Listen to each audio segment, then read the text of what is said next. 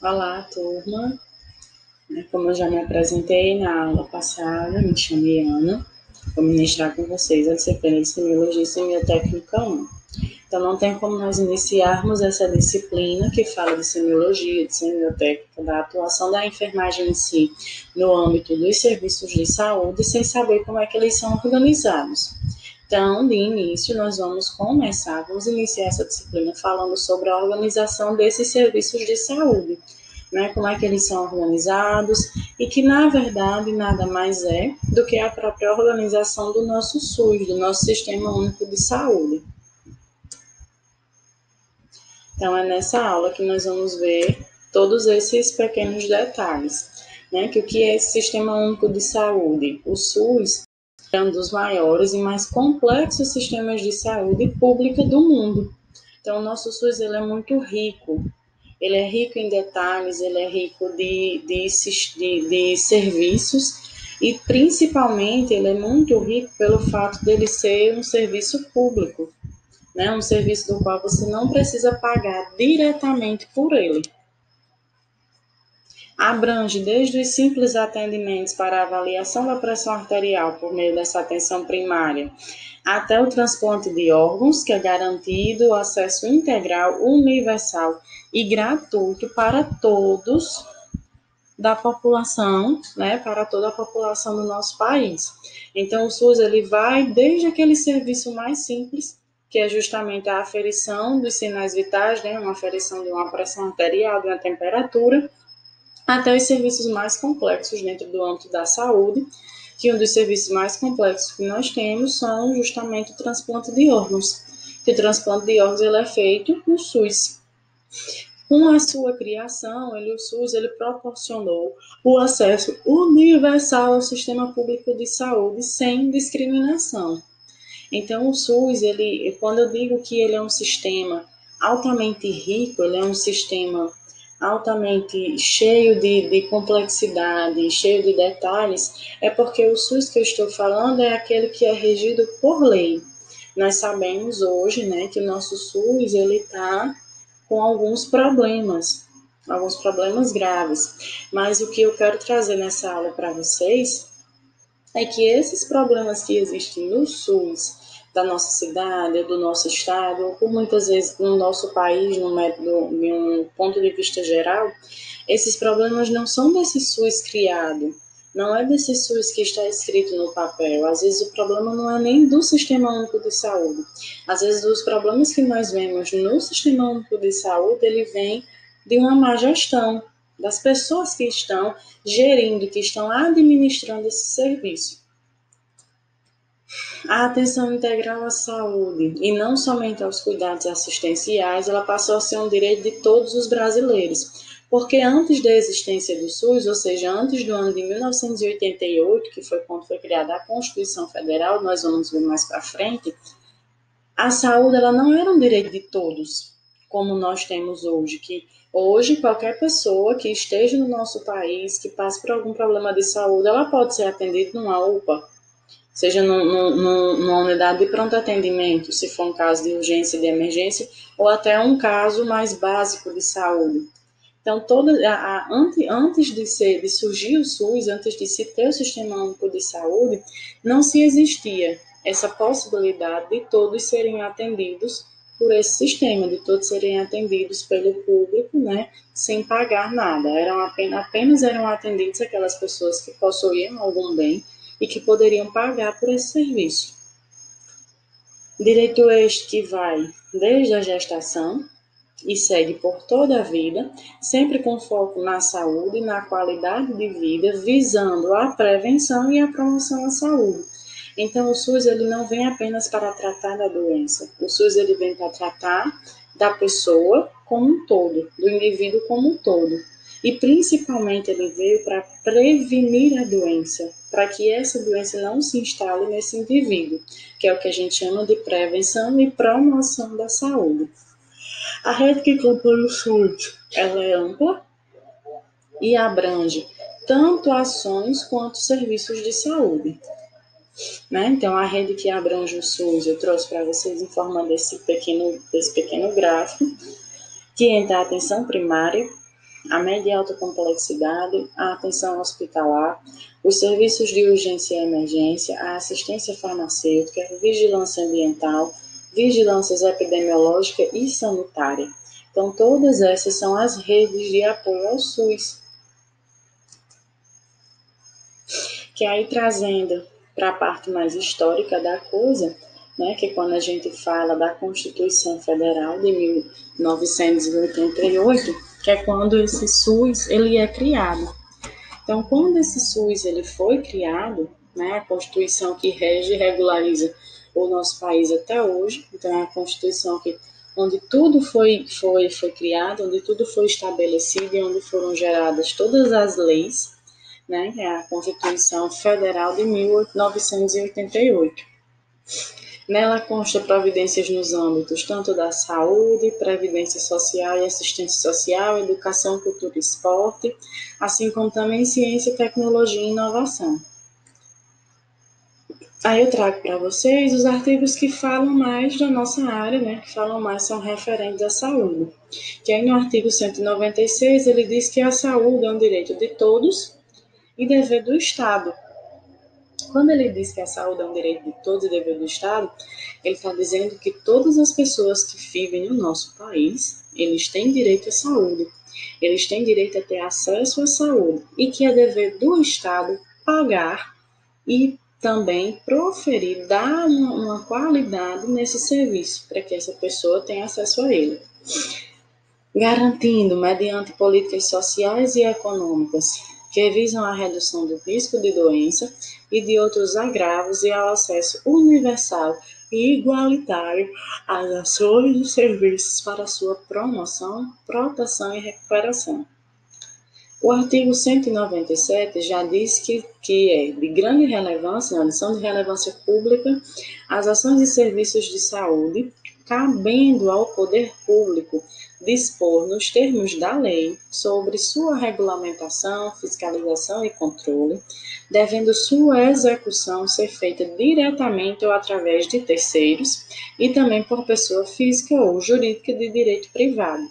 Quando ele, nesse artigo 197, ele fala isso, ele quer dizer que é de grande importância pública essas ações de serviço de saúde, mas que cabe ao poder público, ou seja, é dever do poder público dispor, dentro dos parâmetros da lei, dentro do que a lei exige, sobre a regulamentação, ou seja, é o poder público que tem que regulamentar, fiscalizar e controlar. Devendo também essa execução ela ser feita pelo poder público, ou quando ele não tem a capacidade, não tem os recursos, terceirizar esse serviço, que é onde entram as empresas terceirizadas. Tanto pode ser por terceiros, né, pessoas físicas ou jurídicas, e também de cunho privado. Aí, a lei que dispõe sobre as condições para promoção, proteção, que dispõe a lei orgânica, que a gente chama, né, a lei orgânica do SUS, é a 8.080/90, ou vocês podem ouvir com esse nome, Lei 8080/90, que é a Lei Orgânica do SUS, é aquela que dispõe sobre as condições para a promoção, proteção e recuperação da saúde, organização e o funcionamento também dos serviços correspondentes e da outras providências. Ela regula também em todo o território nacional as ações e serviços de saúde, que aí elas tanto podem ser executadas isolada ou conjuntamente, tanto em caráter permanente ou eventual, ou seja, provisório, por pessoas naturais ou jurídicas de direito público ou privado. Mas na Lei 8.080, ele traz tudo isso, ele regulariza que em todo o território nacional sejam feitas essas ações de serviços de saúde. Então, o Sistema Único de Saúde, o nosso SUS, ele corresponde justamente ao conjunto de ações e serviços de saúde prestados por órgãos e instituições públicas, federais, estaduais e municipais, da administração direta ou indireta de fundações mantidas pelo poder público. Então, tudo que é do SUS vem do poder público. Ele é público, ele é gratuito. Foi criado justamente para promover a justiça social igualar a assistência à saúde da população, que antes dele ser criado não era igualada, então só tem direito à saúde, só tem direito a um atendimento quem possuía bens, quem tem dinheiro para pagar, ampliar e assegurar a cidadania e também os direitos sociais. A iniciativa privada, ela poderá sim participar do SUS como complementação. Quando ele diz em caráter complementar, que ele quer dizer que o privado ele vem para complementar, para adicionar ou para fazer o trabalho de que esse SUS não está conseguindo fazer naquele momento. E a estrutura do SUS, todo o nosso sistema único de saúde ele possui uma estrutura que é regida pelo Ministério da Saúde, estados e municípios, conforme determina a Constituição Federal, e cada ente desse tem suas corresponsabilidades, ou seja, é uma responsabilidade maior o poder público, mais o federativo, mas está também em corresponsabilidades cada ente que compõe essa estrutura do SUS. Então, o Ministério da Saúde é um gestor nacional, então ele está a nível nacional, a nível Brasil. Ele formula, normatiza, fiscaliza, monitora e avalia as políticas de ação, mas sempre em articulação com o Conselho Nacional de Saúde. E é ele também que dentro dessa estrutura do Ministério da Saúde, quem é que integra ela? A Fiocruz, a Funasa, a Anvisa, a ANS, Hemobras, o INCA, o INTA e os outros hospitais federais. A Secretaria Estadual de Saúde, a SES, ela participa tanto da formulação das políticas e também das ações de saúde. Ela presta apoio aos municípios em articulação com o Conselho Estadual e ela também participa da Comissão de Intergestores Bipartite para aprovar e implementar o Plano Estadual de Saúde. E temos as secretarias municipais de saúde, né, que são as SMS, que ela planeja, organiza, controla, avalia a estrutura e executa também ações e serviços de saúde, sempre em articulação com o Conselho Municipal e também com a esfera estadual, que é justamente para aprovar e implementar o que nós chamamos de Plano Municipal de Saúde. E aqui também temos a Comissão Intergestores Tripartite, que é o foro de negociação e pactuação entre gestores federal, estadual e municipal, quanto aos aspectos sempre operacionais desse SUS. E temos a Intergestores Bipartite, que é o mesmo foro de negociação e pactuação, mas entre gestores estaduais e municipais. A Tripartite, ela junta as 3 esferas do governo, né? A esfera federal, a esfera estadual e a esfera municipal. Já na bipartite, o nome já está dizendo, BI2, ela integra as duas estruturas do governo, né? A estadual e a municipal. O SUS tem como objetivo maior, né? Os objetivos do SUS é a identificação e divulgação dos fatores condicionantes e determinantes de saúde, formulação de política de saúde destinada a promover nos campos econômicos e social a observância do disposto no parágrafo 1º, no artigo 2º da lei do SUS, né, a 8.080/90, a assistência às pessoas com intermédio de ações de promoção, proteção e recuperação de saúde, com a realização integrada das ações assistenciais e das atividades preventivas. E além desses objetivos, o SUS ele tem princípios, que aí são os princípios que com certeza vocês já devem ter escutado falar até no decorrer de outras aulas, né? O princípio da universalização, que é a universalidade, que a saúde, ele, né? O que é que diz o princípio da universalidade ou da universalização? Ele diz que a saúde é um direito de todos e cabe ao Estado, quando ele fala Estado, ele está falando ao órgão geral, ao nosso órgão federal, assegurar esse direito, devendo o acesso às ações e serviços ser sempre garantido para todas as pessoas, independente do sexo, raça, ocupação e outras características sociais ou pessoais. Então, o SUS, ele tanto está para o negro, quanto para o branco, quanto para o indígena. O SUS, ele tanto está para o rico, quanto para o pobre, quanto para o de classe média. O SUS, ele é de todos. Ele é um direito de todos e um dever do Estado, ou seja, é um dever da nossa federação. A equidade, que aí eu quero lembrar vocês que equidade é diferente de igualdade.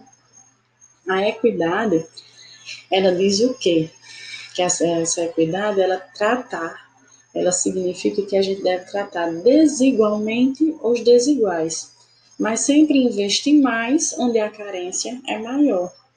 E apesar também de todas essas pessoas possuírem direitos aos serviços, algumas pessoas não são iguais. Então essas pessoas que não são iguais, que elas têm necessidades distintas. O princípio de equidade quer dizer justamente isso. A gente tem que tratar as pessoas de acordo com as suas necessidades. Então, o SUS, o âmbito do SUS, um dos princípios dele, sendo a equidade, ele não quer dizer que todo mundo vai ser tratado igual. Ele está querendo dizer que quem necessita mais vai ser tratado primeiro. Esse é o princípio da equidade. E temos o princípio da integralidade, que aí é considerada as pessoas como um todo, atendendo a todas as suas necessidades. Para isso também é importante a integração de ações, incluindo a promoção da saúde, prevenção de doenças, tratamento e a reabilitação. Pressupõe a articulação da saúde com outras políticas públicas para assegurar uma atuação intersetorial, promovendo a saúde e a qualidade de vida desse indivíduo. E aqui nós temos os princípios organizativos. Então, quando a gente fala dos princípios, temos os princípios gerais, que são os três, né? Universalidade, equidade e integridade. E temos os princípios organizativos, que aí esses princípios organizativos eles tratam da regionalização e da hierarquização, que o que é que diz? Que nesses serviços eles devem ser organizados em níveis crescentes de complexidade, planejados a partir de critérios epidemiológicos e com definição e conhecimento da população a ser atendida.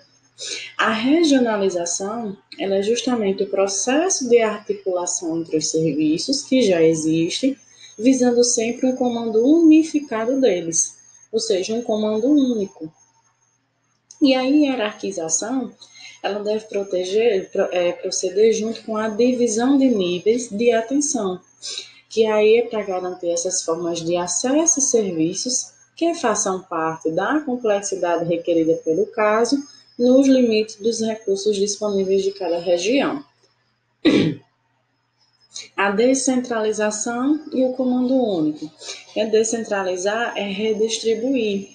Então, é perder poder e a responsabilidade entre os três níveis de governo. Ou seja, o Estado o município tem suas ordens de saúde, né? O Estado também tem suas normas de saúde, assim como o governo federal também tem suas normas de saúde. Quando a gente diz que é descentralizar, é quando um não depende da ordem do outro para gerar suas próprias normas. Com relação à saúde, a descentralização objetiva é prestar serviços com maior qualidade, garantir o controle e a fiscalização por parte dos cidadãos, que nós, cidadãos, podemos sim fiscalizar os nossos serviços de saúde. Para que valha sempre o princípio da descentralização, existe a concepção constitucional do mando único, onde cada esfera de governo é autônoma e soberana nas suas decisões, atividades, respeitando os princípios gerais e também a participação da sociedade. Ou seja, quando a gente descentraliza, a gente está dizendo que aquela entidade ela é responsável pelas suas atitudes. Então, aquela entidade ela é responsável pelos seus atos e pelas suas normas. Temos a participação popular, que essa participação popular é justamente quando a sociedade ela deve participar no dia a dia do sistema. Então, a sociedade ela também fiscaliza. E para isso devem ser criados os conselhos e as conferências de saúde com o objetivo de formular estratégias controlar e avaliar a execução política de saúde.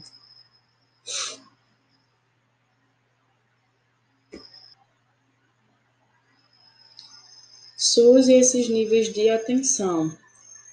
No SUS temos o que chamamos de níveis de atenção. Então, os níveis de atenção, ele inicia pela atenção primária, que a gente chama de porta de entrada do SUS, que é o nível primário, sempre constituído principalmente pelas unidades básicas de saúde, que são as UBSs, também conhecida popularmente como os postinhos de saúde.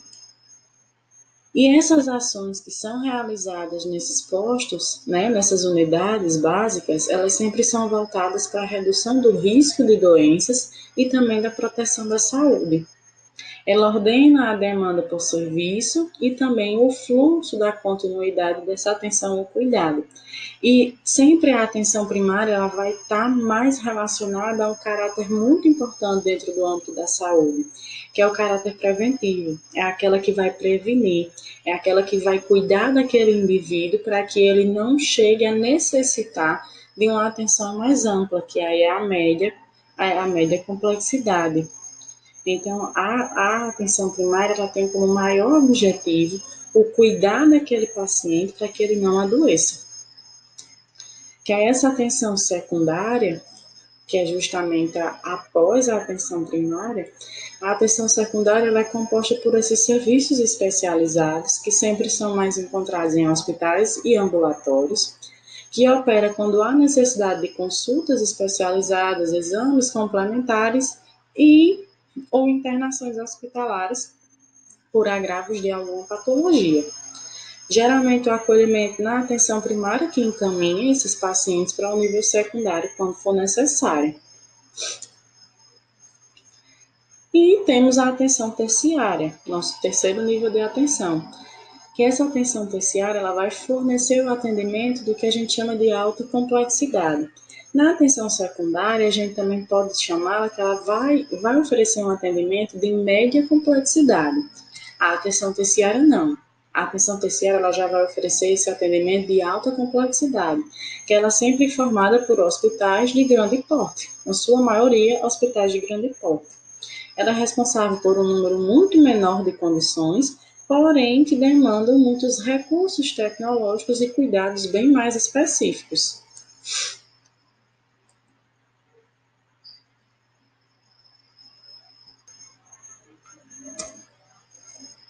Aí eu trago para vocês uma lei também bastante importante, que é a Lei 8.142, também do ano de 1990, que aí vocês também podem ouvir ela como o nome de Lei 8142/90, que ela dispõe sobre a participação da comunidade na gestão do SUS, ou seja, da nossa participação como cidadão na gestão desse Sistema Único de Saúde. E também fala sobre as transferências intergovernamentais de recursos financeiros na área da saúde e também de outras providências.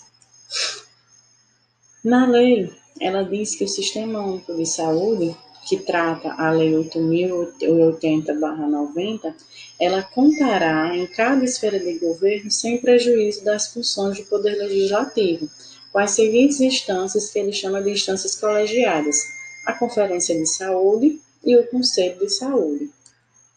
Os conselhos de saúde, o que é que eles querem dizer? Então, eles são no âmbito da atuação nacional, estadual e municipal, em caráter permanente e deliberativo, é um órgão colegiado composto sempre por representantes do governo, representantes que são prestadores de serviços, que são profissionais da saúde e usuários. Esses membros eles atuam sempre na formulação de estratégias, no controle da execução da política de saúde na instância correspondente, cujas decisões eles serão homologadas pelo chefe do poder legalmente constituído em cada esfera do governo. Então, eles formulam essas estratégias e mandam para cada esfera do governo. Quem vai aprovar? O chefe do poder, no caso, o do estado, do município e do país. Já as conferências de saúde, ele é um espaço democrático de construção da política de saúde. Então, é um encontro que ele sempre tem representantes do governo, tem profissionais de saúde, tem movimentos sociais e a comunidade no geral. que eles sempre se reúnem para discutir a saúde das pessoas e a situação que se encontra no nosso Sistema Único de Saúde, né? O sistema de saúde dessa população. Deve se reunir a cada 4 anos, com a representação dos vários segmentos sociais. Deve sempre ocorrer nessas reuniões avaliações da situação de saúde e também são nessas reuniões que são propostas diretrizes, tanto para a formulação da política de saúde nos níveis correspondentes, sempre convocada pelo Poder Executivo ou extraordinariamente por esta ou pelo Conselho de Saúde. E cabe a cada Conselho de Saúde definir o número de membros que obedecerá sempre a seguinte composição: 50% deve ser de entidades e movimentos representativos dos usuários, 25% representantes dos trabalhadores da área de saúde e os outros 25% representação do governo, dos prestadores de serviços privados conveniados ou até de sem fins lucrativos. Aqui eu trago um exemplo da primeira Conferência Nacional de Saúde e aqui da nossa última, que foi feita no Pará, se eu não me engano, que foi a última conferência, né, Democracia e Saúde. E outro ponto bastante importante do SUS, para vocês terem conhecimento, é vocês compreenderem o que é uma equipe multiprofissional de saúde, que é o que nós vamos ver muito no âmbito do SUS. Então, nenhum profissional ele trabalha sozinho, ele necessita da ajuda de outro profissional para gerar um maior conhecimento e assim tratar aquele paciente para que a recuperação desse paciente seja mais ampla. Então, o que é essa equipe multidisciplinar? Ela é formada por um grupo de profissionais de saúde que trabalham em conjunto a fim de chegar a um objetivo comum, que é a recuperação do paciente.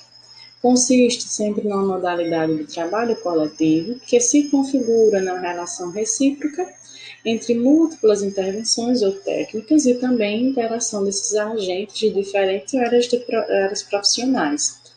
No modelo atual, sempre quem está ocupando essa equipe multiprofissional são os fisioterapeutas, psicólogos, farmacêuticos, nutricionistas, equipe de enfermagem, que inclui técnico, auxiliar, enfermeiro, dentistas, médicos, entre várias outras profissões.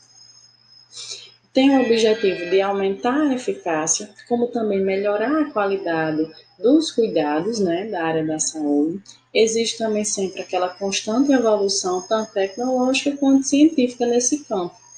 Os estudos sempre contínuos, em progresso, mostrando que o que é que esses estudos mostram? Que a abordagem unidirecional do paciente ela é limitante. Então, quando a gente coloca a equipe multiprofissional, essa na área da saúde, ele não segue essa linha unidirecional. Essa equipe multiprofissional ela sempre está ligada à visão integral do caso, por meio da união e também da atuação desses diversos profissionais. Então, não tem mais uma linha só, tem vários caminhos para se seguir para se chegar à recuperação daquele paciente. E, como consequência, a presença dessa equipe multiprofissional traz inúmeros benefícios, dentre eles a solução de casos simples e complexos, assim como também um melhor conforto e segurança aos pacientes. Aí, dentro do âmbito da pandemia, né, que é o ambiente que nós estamos vivendo no momento, essa equipe ela tem um protagonismo muito maior dos profissionais da saúde, principalmente de enfermeiros e médicos, no combate, né, da pandemia. Além desses profissionais em destaque, há uma equipe dedicada, sempre trabalhando incessantemente em conjunto para manter a saúde desses indivíduos. O paciente sempre costuma ter uma evolução mais rápida e uma evolução mais significativa desse quadro quando há a presença de diferentes profissionais, dentro também de cada um com sua especialidade, mas sempre trabalhando no conjunto, né? Que o conjunto com o objetivo comum é o bem-estar integral do sujeito, né? Do paciente. Então, nesse delicado cenário da pandemia do Covid-19, é ainda mais importante que esses profissionais de saúde eles estejam unidos para que tanto o acolhimento dos infectados e também dos assintomáticos se dê de uma forma responsável, ética e também com preservação dessa visão holística, de ver o paciente como um todo e ver o paciente como um ser e também todo o ambiente ao qual ele está inserido. Aqui, por último, eu trago essa imagem para vocês, mais um trocadilho, né? Lave as mãos, pense coletivo e sempre defenda o SUS. Defenda o SUS. Vocês não tenham medo de defender o SUS. O SUS não é errado. O SUS ele não é injusto, pelo contrário, ele é um sistema de saúde muito justo, porque ele vai de acordo com a necessidade de cada paciente. Que nós temos que cobrar não é do SUS, e sim dos governos. Então, tem que ter cuidado quando a gente fala dele, fala desse SUS. O ideal é que a gente tenha cuidado, que a gente defenda literalmente, porque precisamos direto e indiretamente desse sistema. E quando a gente for cobrar os governantes, cobrar os gestores. Então, essa é a nossa aula. Trago para vocês, um pouco extensa, traz muito de leis, mas não tem como falar da semiologia sem antes falar do que gerou tudo isso, né? Que foi o nosso Sistema Único de Saúde. Foi um prazer e até a próxima.